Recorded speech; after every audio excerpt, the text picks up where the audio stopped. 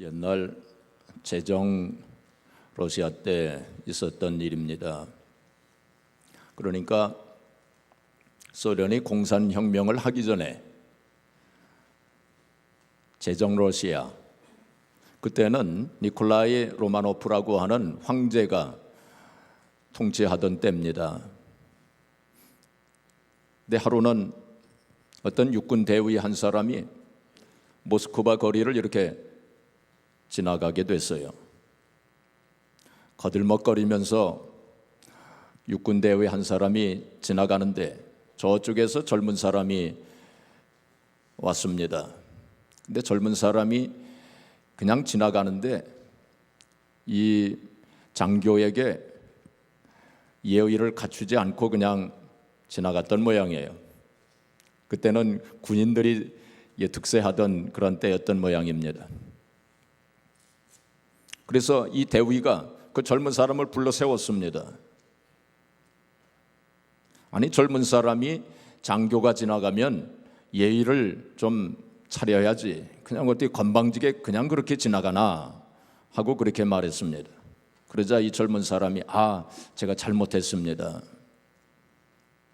근데 사실은 저도 군인입니다. 그러는 거예요. 군인이면은 더 잘할 텐데 그래, 장교에게 때 예의도 안 갖추고 그냥 지나가나 그랬습니다. 그러면서 1등병인가 그랬어요. 1등병보다는 조금 높습니다. 그랬어요. 그러면 상병이구만. 상병보다 조금 높습니다. 그럼 장병인가? 장병보다 조금 높습니다. 그러면 하사구만. 물론 이제 그 러시아의 그 계급 제도는 우리하고는 좀 다르지만 제가 좀 각색을 해서 제가 말씀을 드리는 거예요. 하사구만. 하사가 아니면 저 잘할 텐데. 아닙니다. 그보다 조금 높습니다. 그러면 중사로구만. 아닙니다. 조금 더 높아요. 그 상사야? 젊은 사람이 많이 올라갔네. 그랬어요. 그거 좀 높습니다. 그보다 조금 높습니다. 소위구만. 그럼 장교잖아, 장교. 장교가 왜 그렇게 모르나 그랬어요. 그보다 조금 높습니다. 그러면 중이구나. 중이구만. 아닙니다. 그보다 조금 높습니다. 그러면 대위잖아.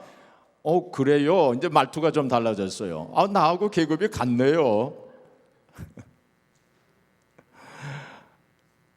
그러니까 아니요. 그보다 조금 높아요. 그랬어요. 그러니까 이 이제 대위가 긴장하기 시작을 합니다. 그러면 소령이시군요. 그랬어요. 그러면서 부동자세를 취하고 경례를 했어요. 그러니까 이 젊은 사람이 조금 그보다 높습니다. 이게 중령이죠. 그럼 중령이십니까? 부동자세를 취하고 이제 조금 더 긴장을 이제 하게 됩니다. 그보다 조금 더 높네. 그랬어요. 그러면 대령이십니까? 이 사람이 이제 떨기 시작합니다. 손이 막 이렇게 떨려요. 아니야, 그보다 조금 더 높아. 그러면 장군이십니까? 준장이십니까? 아니야, 그보다 조금 더 높지. 자꾸 올라갔어요. 그러면 소장이십니까? 얼굴이 새파랗게 질립니다. 이 사람이 온몸을 막 떨기 시작합니다. 아니야, 그보다 조금 더 높아. 그러면 중장, 대장이십니까? 아니야, 그보다도 좀 높지. 그러니까 누구밖에 없어요. 그렇게 되니까 이분이 니콜라이 로마노프 황제였어요. 이 사람이 얼마나 놀랬겠습니까? 그래가지고 납작 엎드려가지고 정말 손이 발이 되도록 그렇게 빌었다는 것입니다. 우리 인간이 높으면 얼마나 높겠습니까? 또 우리 인간이 알면 얼마나 알겠습니까? 우리가 하나님 앞에서 겸손해야 돼요. 우리가 하나님 앞에서 교만한 마음을 갖는다고 하는 것은 이 육군 대위처럼 어리석은 사람입니다. 요즘에 우주 과학자들이 이 우주의 그 크기에 대해서 얘기하잖아요. 그 우주의 그 크기가 빛이 가는 속도로 130억 광년 이상이라고 그러지 않습니까? 130억. 빛이 가는 속도로 빛이 1초에 30만 킬로미터를 가는데 지구의 7바퀴 반을 도는 그 속도로 130억 년 이상이 걸린다는 거예요.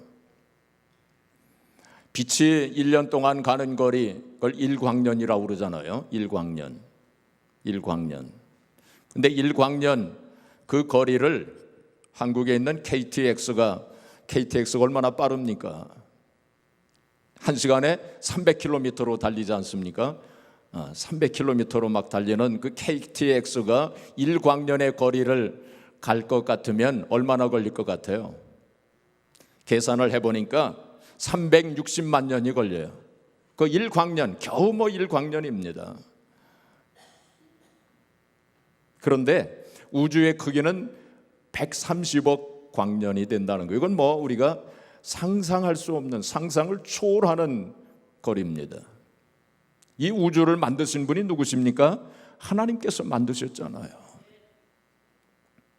얼마나 그 광활한 우주를 만드신 분이 얼마나 크신 분이신가? 우리가 그걸 생각해야 됩니다. 어떤 사람들은 이런 우주가 그냥 저절로 어떻게 해서 우연하게 생겼다 그렇게 또 생각하는, 그렇게 주장하는 사람들도 있어요. 우리 인간이 아메바로부터 진화해가지고 우리 인간이 되었다, 또 그렇게 주장하는 진화론자들도 있어요. 하버드 대학교의 대표적인 진화론자인 그 하버드대 명예교수였던 어니스트 마이어라고 하는 박사가 뭐라고 고백을 했냐면, 이 진화론은 검증된 이론이 아니다 그랬어요. 자기가 그렇게 고백을 했어요. 진화론자 대표적인 학자였지만은 솔직하게 그렇게 고백을 했습니다. 진화론은 검증된 이론이 아니다. 너무나도 허점이 많은 가설에 불과하다라고 그렇게 솔직하게 고백을 했습니다. 그래서 많은 과학자들이 지금 창조론으로 돌아오고 있어요. 진화론으로는 도저히 설명할 수 없는 그러한 부분들이 너무나도 많기 때문입니다. 이 광활한 우주를 하나님께서 만드셨고, 그 하나님께서 지금도 이 우주를 운행하고 계시다고 하는 그 사실을 우리가 확실히 믿어야 합니다. 바로 우리는 그 하나님 앞에 오늘 나와서 하나님 앞에 예배드리는 거 아닙니까? 이 예배라고 하는 단어, 헬라 말로는 프로스쿠네오라고 하는 단어를 썼어요. 이 프로스쿠네오라고 하는 단어의 원래 의미는 뭐냐면 납작 엎드려서 입을 맞추다 하는 그런 의미입니다. 우리가 예배 드릴 때의 그 마음의 자세가 바로 하나님 앞에 납작 엎드려서 하나님 앞에 입을 맞추는 그러한 겸손한 마음의 자세로 우리 하나님 앞에 예배해야 돼요. 바로 그 하나님, 우리가 예배하는 이 하나님이 어떤 분인가 여러 가지로 우리가 말을 할 수 있겠지만은, 오늘 본문과 관련해서 우리가 생각해 본다면 하나님은 언약의 하나님이라고 이렇게 볼 수 있습니다. 무슨 하나님이요? 언약의 하나님이에요. 하나님은 언약의 하나님이십니다. 언약의 하나님이라고 하는 뜻은 하나님께서 한번 약속하신 것을 반드시 이루시고 성취하시는 분이라고 하는 그러한 뜻입니다. 그래서 민수기 23장 19절에 보시면 이런 말씀이 있습니다. 우리 같이 봉독하겠습니다. 하나님은 사람이 아니시니 거짓말을 하지 않으시고 인생이 아니시니 후회가 없으시도다. 어찌 그 말씀하신 바를 행하지 않으시며 하신 말씀을 실행하지 않으시랴. 옛날 성경에는 하나님은 인생이 아니시니 시건치 않으시고, 시건한다, 그거는 한번 말하고선 입을 이렇게 닦아버리는 그런 분이 아니시라는 거예요. 이 세상에는 시건하는 사람들이 많아요. 거짓말하는 사람들이 많아요. 그렇죠? 그리고 또한 한번 자기가 말한 그걸 지킬 능력이 우리에게는 없어요. 그렇죠? 그런데 하나님은 한번 약속하신 것을 반드시 지키시는 하나님이시죠. 또한 그 지킬 수 있는 능력이 있으신 분이 바로 하나님이십니다. 그렇기 때문에 한번 말씀하신 것, 약속하신 것을 반드시 실행하시는 분이 바로 하나님, 그래서 언약의 하나님이 되는 것입니다. 근데 하나님께서 약속하신 것 가운데 아주 중요한 두 가지가 있어요. 그건 뭐냐면 메시아에 대한 약속과 성령에 대한 약속이에요. 메시아에 대한 예언, 성경에 얼마나 많이 있습니까? 그 예언대로 예수님께서 2018년 전에 이 세상에 탄생하신 거 아닙니까? 바로 그 메시아 약속에 대한 그 말씀이 성취된 거예요. 그 다음에 이제 성령에 대한 약속입니다. 성령에 대해서 하나님께서 일찍이 약속을 하셨어요. 자, 요엘서 2장 28절 29절 우리 같이 읽겠습니다. 그 후에 내가 내 영을 만민에게 부어주리니 너희 자녀들이 장래일을 말할 것이며 너희 늙은이는 꿈을 꾸며 너희 젊은이는 이상을 볼 것이며 그때 내가 또 내 영을 남종과 여종에게 부어줄 것이며, 여기 그 후에라고 하는 것은 신약시대를 가리킵니다. 신약시대에 하나님께서 남종과 여종에게 성령을 부어주시겠다. 그리고 만민에게 성령을 부어주시겠다. 그래서 자녀들은 뭐 할 것이요? 예언할 것이요. 우리 장래일을 말할 것이요. 그리고 젊은이는 이상을 보려. 옛날 성경은 환상을 본다고 그랬어요. 또 노인들은 뭘 어떻게 해요? 꿈을 꾸며 그랬습니다. 이러한 어떤 이상한 현상들, 성령의 은사와 관련된 그러한 현상들이 일어나게 될 거예요. 성령으로 충만하게 되어질 것이다. 그렇게 하나님께서 오래전에 요엘 선지자를 통해서 이제 예언하신 말씀입니다. 그 다음에 예수님께서도 또 약속을 하셨죠. 요한복음 14장 16절 그리고 26절 또 같이 봉독하겠습니다. 내가 아버지께 구하겠으니 그가 또 다른 보혜사를 너희에게 주사 영원토록 너희와 함께 있게 하리니 보혜사 곧 아버지께서 내 이름으로 보내실 성령, 그가 너희에게 모든 것을 가르치고 내가 너희에게 말한 모든 것을 생각나게 하리라. 이게 보혜사, 이게 성령님이란 뜻입니다. 보혜사 성령님을 너희에게 보내주리라 하고 예수님께서 약속하신 거예요. 자, 그리고 이제 오늘 본문 말씀 사도행전 1장 4절 또 같이 보겠습니다. 같이 읽겠습니다. 사도와 함께 모이사 그들에게 분부하여 이르시되 예루살렘을 떠나지 말고 내게서 들은 바 아버지께서 약속하신 것을 기다리라. 예수님께서 마지막 승천하시기 전에 제자들에게 예루살렘을 떠나지 말고 내가 말한 바 아버지의 뭐한 바? 약속하신 바, 아버지 성부 하나님께서 약속하신 바, 바로 성령에 대한 약속입니다. 약속하신 바를 기다리라. 약속하신 것을 기다리라. 그건 바로 성령께 성령을 내려주시겠다라고 하나님께서 그 약속하셨어요. 또 예수님께서도 또 그걸 약속하셨어요. 그래서 예수님께서 감람산에서 승천하시지 않았습니까? 승천하신 후에 제자들이 이제 예수님께서 말씀하신 대로 예루살렘을 떠나지 말고 내가 말한 바 아버지 약속하신 것을 기다리라. 그래서 이제 그 120문도가 마가윤의 다락방으로 올라갑니다. 거기서 이제 하나님 앞에 기도하게 되죠. 그것이 바로 거기서 이제 며칠 동안 기도합니까? 10일 동안 저녁 기도에 힘썼다고 그랬어요. 10일 동안 기도했어요. 바로 그때 오순절, 바로 그날이 오순절인데 바로 오늘입니다. 오늘이 성령 강림절이죠. 오순절입니다. 오순절이라고 하는 것은 예수님께서 부활하신 후에 40일 동안 제자들에게 나타나셨죠. 40일 동안. 그리고는 40일 되었을 때 승천하시지 않았습니까? 그 승천하신 후에 10일 동안 또 제자들이 또 기도했죠. 그래서 50일이 되는 거예요. 예수님께서 부활하신 후 50일째 되는 날이 바로 오늘입니다. 오순절. 그래서 오순절 마가윤의 다락방이라고 우리가 흔히 얘기하지 않습니까? 바로 그날 제자들이 모여서 기도할 때 성령께서 강림하신 거예요. 아버지께서 성부 하나님께서 약속하신 대로, 예수님께서 약속하신 대로 성령께서 오신 거예요. 성령께서 강림하신 거예요. 그래서 성령 강림절이라고 하는 것입니다. 바로 성령 강림절은 기독교의 3대 절기, 그러니까 성탄절, 부활절, 그 다음에 성령 강림절, 3대 절기 중에 하나가 바로 오늘입니다.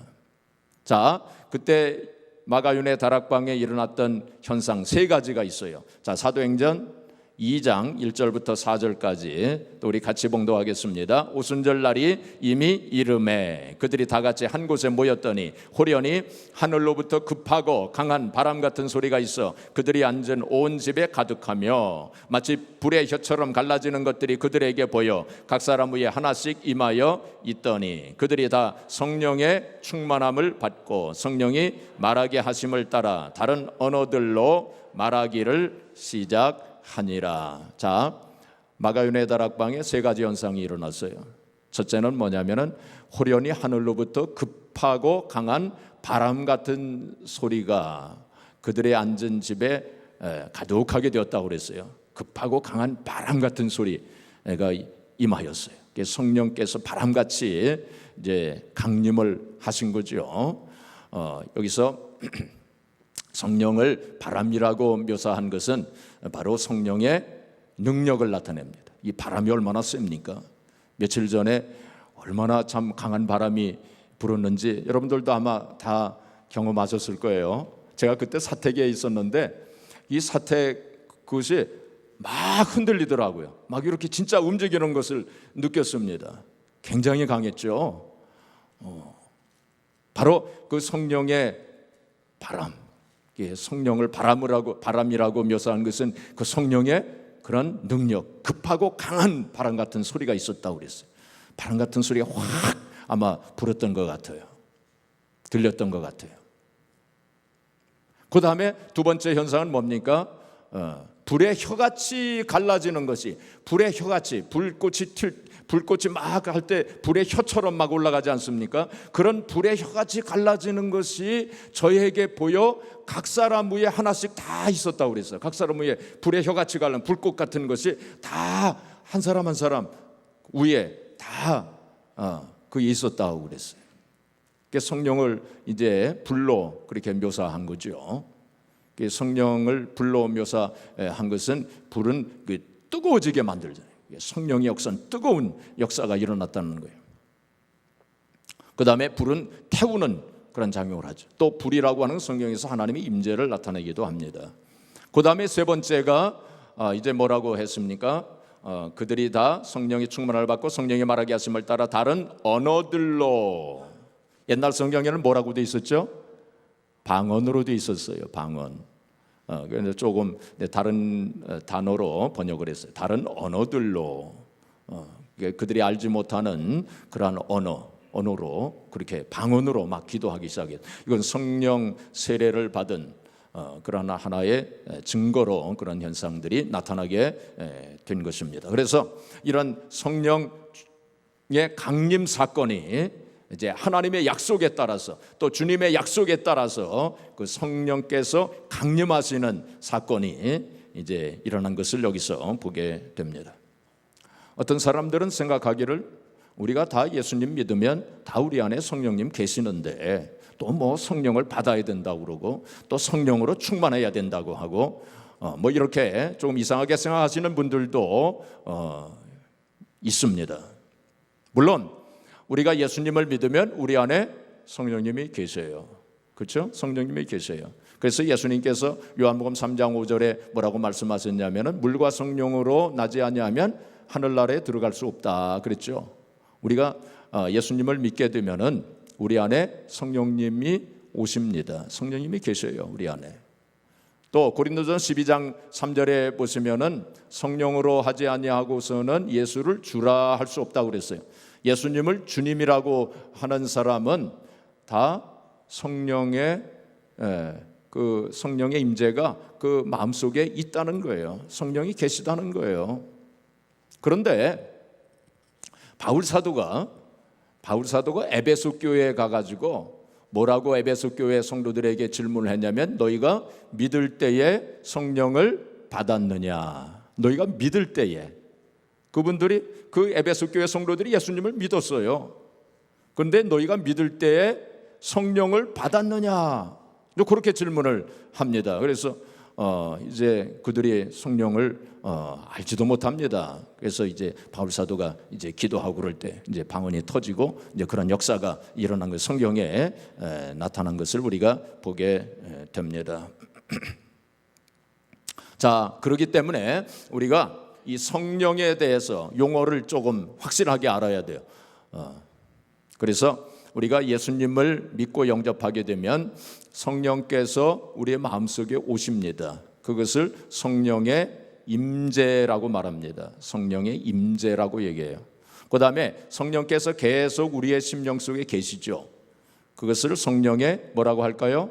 내주라고 하는 것입니다. 성령의 내주. 우리 안에 성령님이 쭉 계셔요. 그리고 성령 세례라고 하는 말을 우리가 흔히 합니다. 성령 세례. 이 성령 세례라고 하는 것은 우리가 성령의 어떤 큰 역사가 이제 나타날 때 흔히는 처음 그러한 성령의 체험을 할 때 그걸 성령 세례라 이제 그렇게 우리가 부릅니다. 그리고 성령 체험이라고 하는 것은 일반적으로 이제 성령의 어떤 역사를 경험하는 것을 다 통칭해서 성령의 체험이라고 말합니다. 또 우리가 제일 많이 쓰는 용어 성령 충만이라고 말합니다. 성령 충만. 왜 성령 세례를 받고 성령의 체험을 한 사람이 이제 성령 충만한 삶을 우리가 살지 않습니까? 우리가 신앙생활을 하면서 어떤 때는 성령 충만했다가 어떤 때는 성령 충만하지 못한 때도 있어요.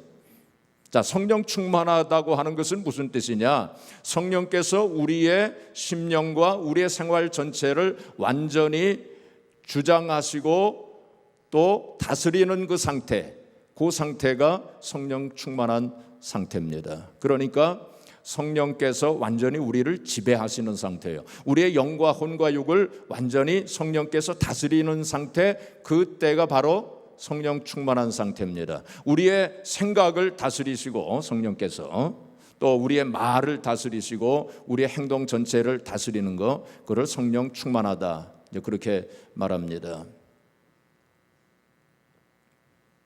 한경직 목사님이 이런 비유를 들어서 성령 충만에 대해서 설명을 했어요.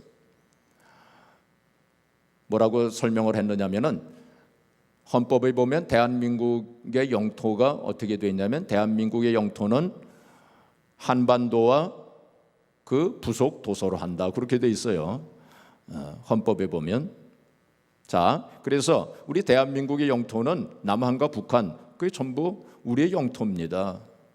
그런데 이 통치가 어떻게 이루어지느냐면 남한은 이제 대한민국이 통치하잖아요. 그러나 북한은 통치가 대한민국의 통치권이 거기에 미치지를 못해요. 그렇죠? 그 이상한 집단이 거기 지금 있기 때문에 거기는 통치권이 미치지를 못해요. 그래서 지금도 그런지 모르지만 옛날에는 우리 한국 정부에서 뭐 황해도 도지사, 함경남도 도지사 다 임명을 했어요. 근데 아무런 힘이 없어요. 어떤 뭐 통치할 수가 없으니까. 그렇지 않습니까? 그렇죠? 마찬가지로 성령께서 내 안에 계시지만 성령께서 다스리시고 통치하시지 못하시는 그러한 부분이 있어요. 그럴 때 성령 충만하지 못하는 것입니다. 그런데 우리의 모든 부분이 다 성령께 완전히 복종하고 성령께서 완전히 통치하실 때 그때 성령 충만하다라고 그렇게 보는 것입니다. 그래서 성경에 보면 성령을 근심케 하지 마라 그렇게 말씀했어요. 에베소서 4장 30절 우리 같이 읽겠습니다. 하나님의 성령을 근심하게 하지 말라. 그 안에서 너희가 구원의 날까지 인치심을 받았느니라. 성령을 근심하게 하지 말아야 돼요. 성령님을 근심하게 하는 것은 왜 성령님이 근심하시느냐면은 우리의 안에 우리의 심령과 우리의 생활 속에 성령님께서 통치하시지 않는 부분이 있을 때 성령님은 물론 강권적으로 막 역사하시는 경우도 있어요. 그렇지만 성령님은 온유하신 분이세요. 성령님은 우리가 흔히 젠틀맨이라고 합니다. 그래서 성령님께서는 온유하신 방법으로 역사하세요. 그래서 우리가 그 어떤 영역을 성령님께 완전히 복종시키고 내어드리지 않으면 성령님 가만히 계십니다. 그런데 성령님이 근심하세요. 그것 때문에 근심하세요.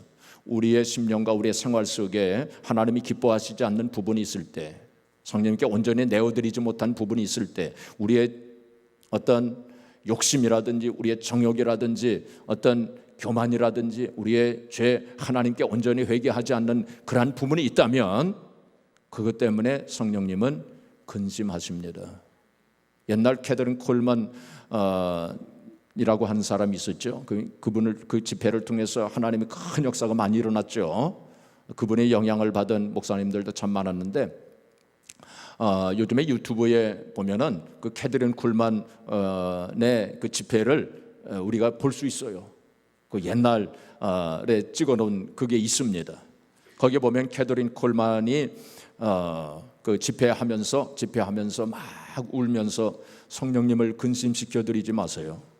성령님을 근심시켜 드리지 마세요. 그렇게 울면서 호소하는 그런 모습을 볼 수 있습니다. 수많은 성도들이, 수많은 크리스찬들이 성령님을 근심시켜 드리고 있어요. 지금도 수많은 성도들이 성령님을 근심시켜 드리고 있습니다. 우리가 완전히 성령님께 복종하지 않을 때, 우리의 삶을, 우리의 심령을 완전히 성령님께 드리지 못할 때 성령님은 근심하세요. 그 다음에 성령을 소멸하지 말라. 데살로니가전서 5장 19절 우리 같이 읽겠습니다. 성령을 소멸하지 말며. 성령은 소멸하시는 분이시라는 거예요. 성령을 소멸하지 말라 그랬어요. 성령을 성령은 언제 소멸하시느냐? 물론 소멸한다고 해서 성령이 완전히 없어지는 건 아닙니다. 우리 안에 성령님은 계속 내주하셔요. 근데 성령이 소멸하신다고 하면 성령의 역사가 약해진다는 뜻입니다.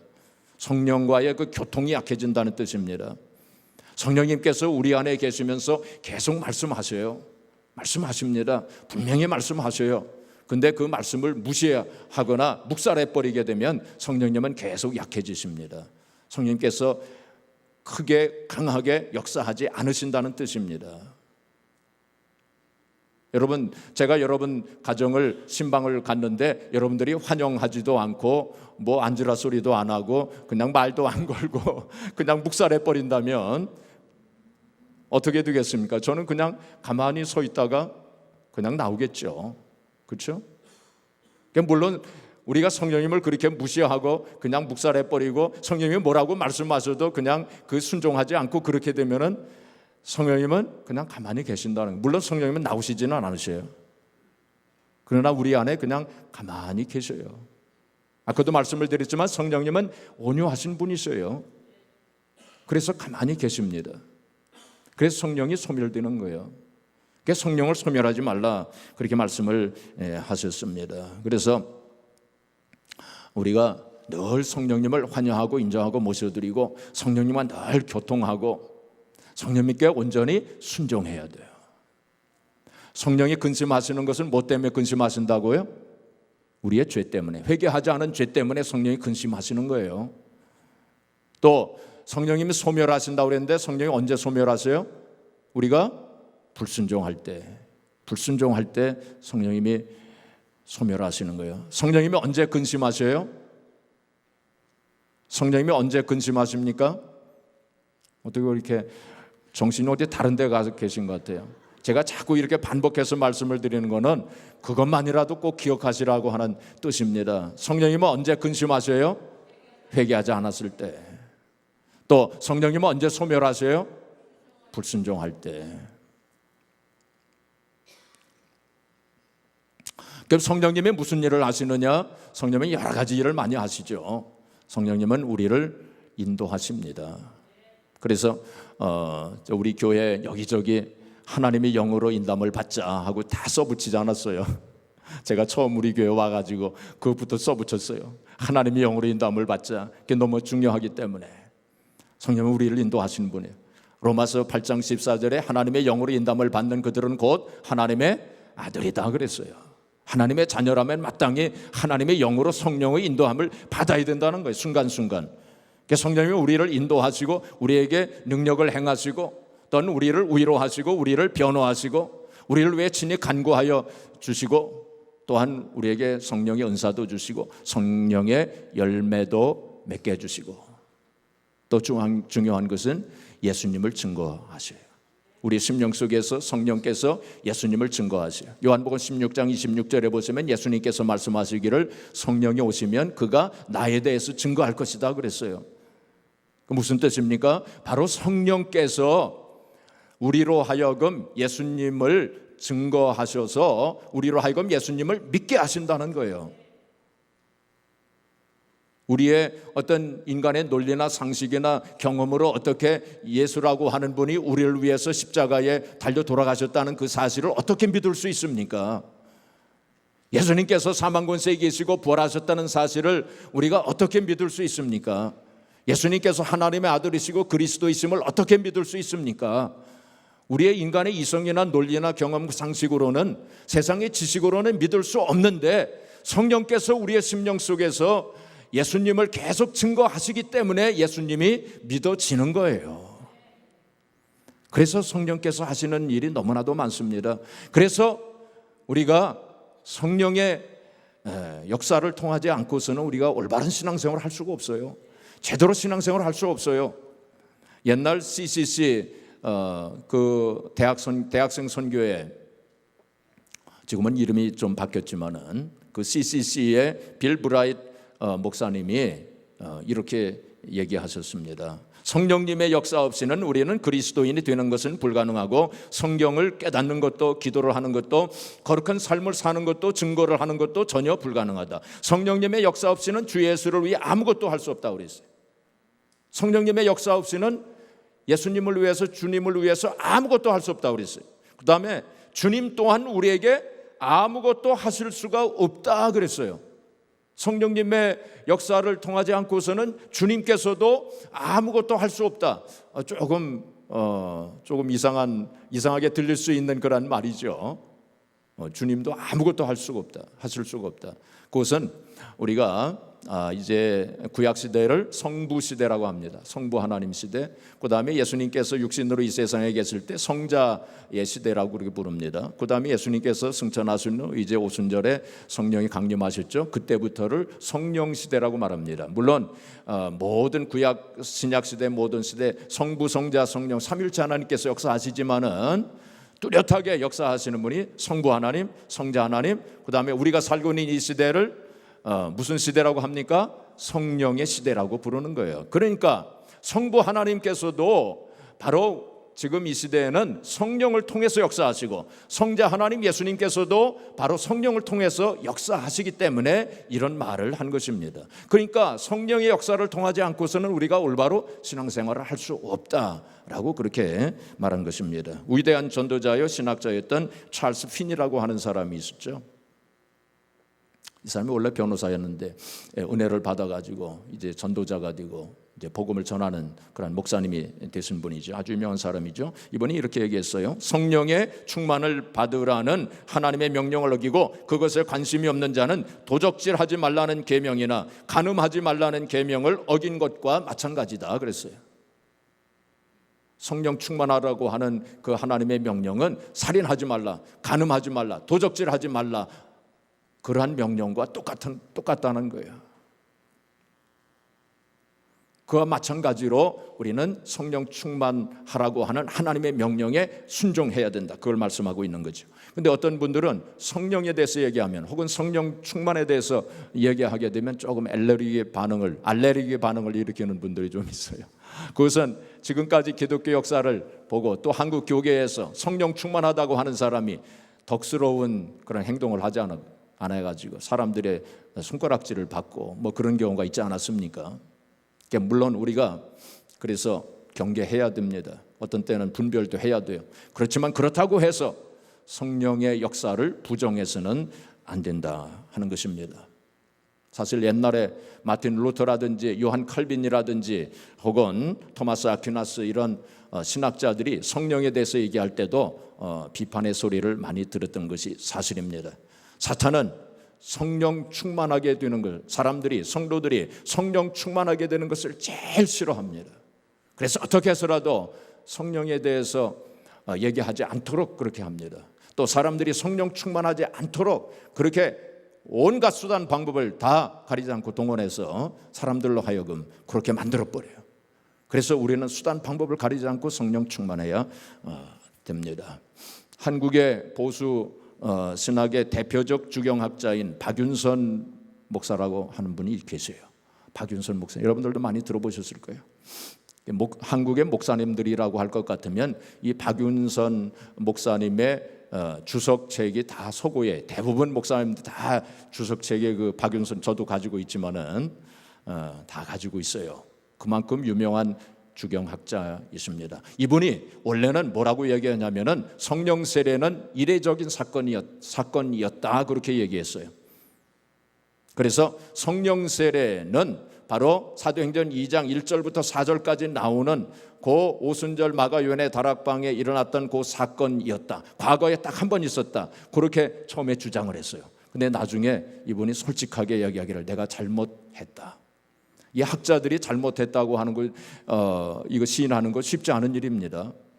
내가 잘못 생각했다. 성령 세례는 지금도 일어나고 있다라고 그렇게 주장을 했어요. 그렇게 수정했어요. 자기 포지션을. 그래서 성령 세례는 지금도 일어나고 있어요. 성령 충만한 역사는 지금도 일어나고 있어요. 그래서 우리가 성령 충만해야 되는데, 자, 오늘 좀 시간이 좀 지나갔네요. 조금만 더 하고 마치겠습니다. 우리가 성령 충만한가, 성령 충만하지 않은가, 우리가 어떻게 알 수 있느냐? 먼저 아까도 말씀을 드린 것처럼 바울 사도가 에베소 교회에 가서 너희가 믿을 때 성령을 받았느냐? 여기 스크린에 있나요? 에베소서 사도행전 19장 2절 없군요. 자, 하여튼 너희가 믿을 때 성령을 받았느냐? 그렇게 질문하지 않았습니까? 똑같은 질문이 우리에게도 적용되는 거예요. 21세기를 살아가고 있는 우리들에게 너희가 믿을 때, 네가 믿을 때 성령을 받았느냐? 그 질문이 우리에게도 적용돼요. 우리 모두에게 적용되는 거예요. 예? 자, 그렇다면 내가 성령을 받았느냐 못 받았느냐, 제가 잠깐 말씀을 드리겠습니다. 성령을 받은 외적인 증거, 내적인 증거가 있어요. 외적인 증거는 여러 가지 이게 겉으로 나타나는 그런 현상, 특별히 성령의 은사, 이제 그런 것들이 나타나죠. 특별히 우리 감리교와 관련해서 아주 중요한 일이 있었죠. 1738년 5월 24일 5월 24일이 이번 목요일입니다. 1738년 5월 24일 바로 요한 웨슬레 신부님이, 왜 신부님이라고 제가 하냐면은 원래 요한 웨슬레는 성공의 신부님이셨어요. 그래서 신부님이라고 제가 말한 것입니다. 나중에 이제 우리가 감리교를 이제 만드신 분 아닙니까? 이분이 요한 웨슬레가 5월 24일 1730, 지금부터 280년 전입니다. 꼭 280년 전 이번 주 목요일 올더스 게이트라고 하는 곳에 이제 기도 모임에 참석을 했어요. 그때 어떤 사람이 마틴 루터의 로마서 주석책의 서문을 읽고 있었어요. 근데 그때 저 뒤에 앉아 있었던 요한 웨슬레 마음속이 아주 뜨겁게 됐어요. 그게 올더스 게이트의 그 회심입니다. 그때 바로 성령으로 충만하게 됐다라고 봅니다. 그때 감리교가 탄생했다고 보는 거예요. 그때 그 순간에 아주 중요한 사건이었죠. 그래서 감리교에서는 올더스 게이트 데이라고 합니다. 5월 24일. 그런 어떤 외적인 증거, 더 중요한 것은 내적인 증거죠. 우리의 심령 속에 이 세상에 가져다 주지 못하는 신령한 은혜와 평강과 기쁨이 충만하게 되어지고 성령의 열매가 맺어지는 거예요. 사랑과 희락과 화평, 오래 참음, 자비, 양선, 충성, 온유, 절제의 이러한 성령 열매, 이건 내적인 증거라고 말할 수 있습니다. 마지막으로 그러면 우리가 중요한 것은 어떻게 하면 성령으로 충만하게 될 수 있는가, 어떻게 하면 우리가 성령을 받을 수 있는가. 성경 한 군데 보겠습니다. 사도행전 2장 37절 38절 우리 같이 읽겠습니다. 그들이 이 말을 듣고 마음에 찔려 베드로와 다른 사도들에게 물어 이르되 형제들아 우리가 어찌할꼬 하거늘 베드로가 이르되 너희가 회개하여 각각 예수 그리스도의 이름으로 세례를 받고 죄 사함을 받으라. 그리하면 성령의 선물을 받으리라. 마가윤의 다락방에서 그런 성령 강림 사건이 일어났잖아요. 사람들이 다 놀랬죠. 그 구경 온 사람들 많이 놀랐어요. 사람들이 많이 모였습니다. 그때 베드로가 일어나서 설교했죠. 바로 당신들이 죽인 예수님이 바로 그리스도이십니다 하면서 그렇게 막 설교하지 않았어요. 그때 사람들이 마음이 찔림을 받았다고 그랬어요. 그래 어찌할꼬 그랬어요. 그때에 베드로가 이 말씀을 한 거예요. 너희가 회개하여 각각 예수 그리스도 이름으로 세례를 받고 죄사함을 받으라. 그래야 하면 성령의 선물을 받으리라. 그렇게 말씀했어요. 그래서 첫 번째가 회개입니다. 하나님 앞에 온전히 회개해야 돼요. 성령님은 거룩한 영이시기 때문에 회개하지 않은 심령에는 임하시지 않습니다. 그러니까 늘 하나님 앞에 회개해야 돼요. 순간순간 우리가 하나님 앞에 회개해야 돼요. 하나님 기뻐하시지 않는 부분이 있으면 과감하게 끊어버리면 끊어버려요. 버려야 갈 건 버려야 돼요. 그러니까 늘 그렇게 회개하면서 살아야 돼요. 그 다음에 두 번째가 간구입니다. 성령 충만하기를 소원해야 돼요. 마음속에 간절히 구하는 마음을 가지고 있어야 돼요. 그 예수님께서 마태복음 7장 9절 야베만 너희 중에 누가 아들이 떡을 달라고 하는데 돌을 주며 생선을 달라는데 뱀을 줄 자가 누가 있겠느냐. 너희가 악한 자라도 자식에게 좋은 것을 줄 알거든 하물며 하늘에 계신 너희 아버지께서 너에게 좋은 것으로 주시지 아니하시겠느냐. 구하는 자에게 좋은 것으로 주시지 않겠느냐. 그 다음에 누가복음 11장 13절에 보시면 똑같은 말씀을 하시면서 구하는 자에게 성령을 주시지 않겠느냐. 구하는 자에게 뭘 주세요? 성령을 주신다고. 구하는 자에게 가장 좋은 것을 주시는데 바로 그것이 성령이라는 거예요.